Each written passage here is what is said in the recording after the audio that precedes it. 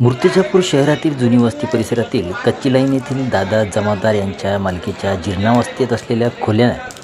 पूर्वी police quarter असलेल्या खोल्यांना सकाळी 10च्या सुमारास भीषण आग लागल्याने खोल्यांचे सागवानी लाकडाचे दरवाजे